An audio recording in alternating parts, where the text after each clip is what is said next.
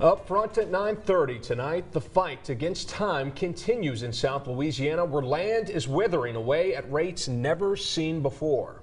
But amid the challenge, some innovation. Harrison Golden joins us with an in-depth look at how groups are guarding the coast. Harrison. Lauren, good evening to you. Now, looking out onto the Gulf, you may find yourself hearing a few boats, maybe some fish on the water, or maybe you'd hear nothing at all. There's a certain simplicity to all that landscape, but for Native Americans who have called it home for centuries, there's nothing simple about their most pressing threat. Yeah, this is my way of life. With a wheel in his hand, Donald Dordor wraps around the fingery bayous at the feet of America. His catch, tonight's dinner.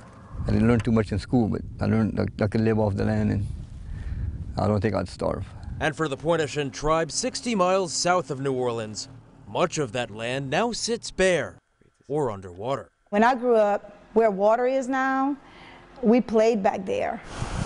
Where there's no trees now, there used to be oak trees, fruit trees. They used to, now it's a stick. Yeah, that tree is on both sides of the bayou. It's been like more like a forest instead of the way it looks this way. The tribe cites a few culprits. For one, levees built decades ago to shield South Louisiana from the mighty Mississippi have starved the trees and roots of helpful sediment. This as some 10,000 miles of oil company canals widen, sucking in the salt water that chews at the coast. The result, a weakened line of defense should another storm hit. If this continues, Gulf of Mexico is not stopping.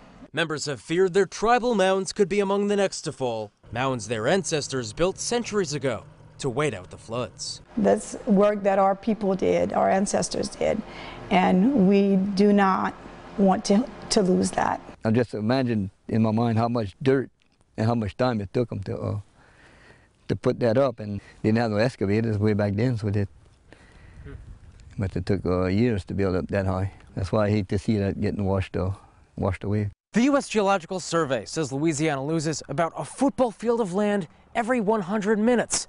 And so before any more minutes can further thin this tribe's sacred mounds, a special delivery returning to the water. It's all that makes Louisiana, Louisiana. Jimmy Frederick is with the Coalition to Restore Coastal Louisiana, which is lining 400 feet of Pointe-au-Chien's tribal mounds with 200 tons of oyster shells. And we say it's a delicious and simple way to restore our coast, because that's really what it is.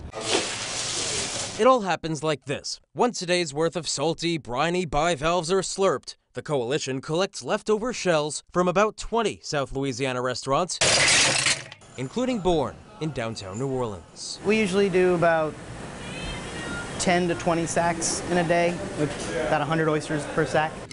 And then they're trucked down to Buras, Louisiana, which is about 75 miles south of New Orleans.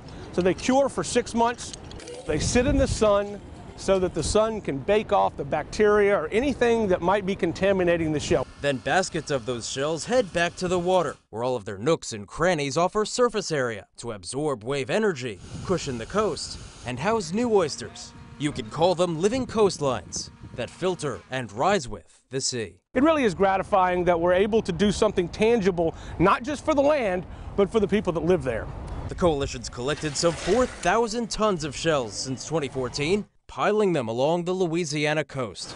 But for the Pointe-au-Chien tribe, you have to be able to respect the past to move forward with the future. It's the latest oyster reef that'll keep a piece of their history above water. It's home, it's paradise. God's country. 83. Friendly, welcoming, sharing. Everybody knows everybody. The billiards, and then you had the knock-ins, the hotards, and the dordors. And now, the oysters too. I can't find nothing that would be better than that for me anyway.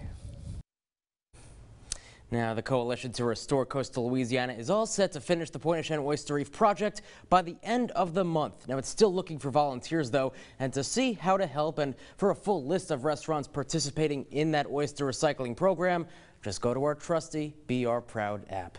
Harrison Golden, Fox 44 News.